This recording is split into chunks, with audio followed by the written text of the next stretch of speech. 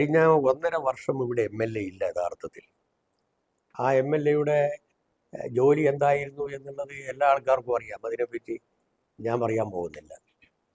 പക്ഷേ പുതുതായി വന്ന നമ്മുടെ പ്രിയപ്പെട്ട സ്ഥാനാർത്ഥി പിഷാരടി പറഞ്ഞത് എൻ്റെ മുൻഗാമിയുടെ പാരമ്പര്യം ഞാൻ കാത്തു സൂക്ഷിക്കുന്ന, അദ്ദേഹം തുടങ്ങി വെച്ച വികസന പ്രവർത്തനങ്ങളൊക്കെ ഞാൻ മുന്നോട്ട് കൊണ്ടുപോകുമെന്നാണ്. അതൊരു കടന്ന കൈയായിപ്പോയി. 3 ബലാത്സംഗം, അതിലൊന്ന് ഒരു ഗർഭം അലസിപ്പിക്കൽ, മറ്റൊന്നൊരു വധോദ്യമം. അതിൻ്റെ തുടർച്ചയായി ഞാൻ പുതിയ കാര്യങ്ങൾ ചെയ്യും എന്നാണ് പറഞ്ഞതിൻ്റെ അർത്ഥം. എന്ത് നേട്ടം പറഞ്ഞുകൊണ്ടാണ് വോട്ടർമാരെ സമീപിക്കുന്നത്? എന്ത് പാരമ്പര്യം പറഞ്ഞുകൊണ്ടാണ് വോട്ടർമാരോട് വോട്ടിന് ചോദിക്കുന്നത്? മാപ്പ് പറയണം.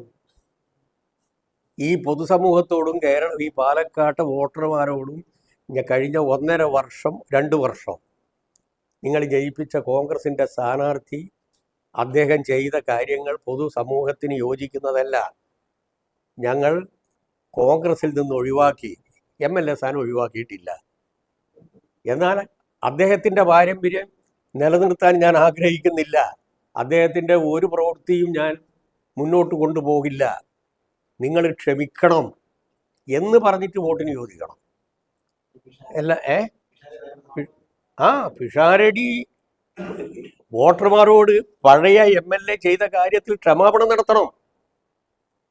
അല്ലെങ്കിൽ അദ്ദേഹത്തെ കൂട്ടിയിട്ട് വോട്ടർമാരെടുക്കാൻ പോകണം. ഈ രണ്ടിലേതെങ്കിലും ഒന്ന് ചെയ്യണം. അല്ലാതെ പാവപ്പെട്ട വോട്ടർമാരോട് പറയുക നിങ്ങൾ അയാളുടെ പാരമ്പര്യം കാത്തു സൂക്ഷിക്കാൻ എനിക്ക് വോട്ട് തരണമെന്ന് പറഞ്ഞാൽ ഏത് പാരമ്പര്യമാണെന്ന് ചോദിച്ചാൽ എന്താ മറുപടി? ക്രിമിനൽ കേസുമായി ബന്ധപ്പെട്ടുകൊണ്ട് ഇപ്പം മുൻകൂർ ജാമ്യത്തിൽ നടക്കുന്ന ഒരാൾ ഈ മണ്ഡലത്തിന് വേണ്ടിയിട്ട് എന്താ ചെയ്തിട്ടുള്ളത്? ഇപ്പോൾ നമ്മുടെ ഈ 90 ദിവസം ഒരു സ്ത്രീയെ ബലാത്സംഗം ചെയ്തതുമായി ബന്ധപ്പെട്ടുകൊണ്ട് തിരുവനന്തപുരത്തുള്ള ഒരു MLA ജാമ്യത്തിലിറങ്ങിയതാണ്.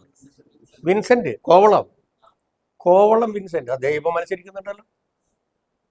അദ്ദേഹം നിയമസഭയിൽ വരുമ്പോൾ പ്രതിപക്ഷ നേതാവ് കൈയടിച്ച് പ്രോത്സാഹിപ്പിക്കുക ചെയ്ത്. ക്വിറ്റ് ഇന്ത്യ സമരം കഴിഞ്ഞിട്ട് മഹാത്മാഗാന്ധി വരുമ്പോൾ സ്വീകരിച്ചതുപോലെയാണ് കേരള നിയമസഭയിൽ.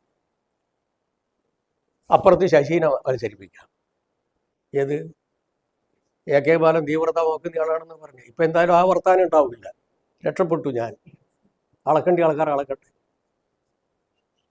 അപ്പോൾ കോൺഗ്രസ്സുകാർ ചോദിക്കുന്ന ഇവരെയൊക്കെ മത്സരിപ്പിക്കുക. എന്നാൽ പിന്നെ എന്താ അയാളെ ഇവിടെ നിർത്തിക്കൂടെ? ആരെ? മാങ്കൂട്ടത്തെ ഇവിടെ നിർത്തിക്കൂടെ? ഈ പാരമ്പര്യത്തിന് യോജിച്ച ഒരാളല്ലേ, അയാളെ മാത്രം എന്തിനാ ഒഴിവാക്കുന്നത്?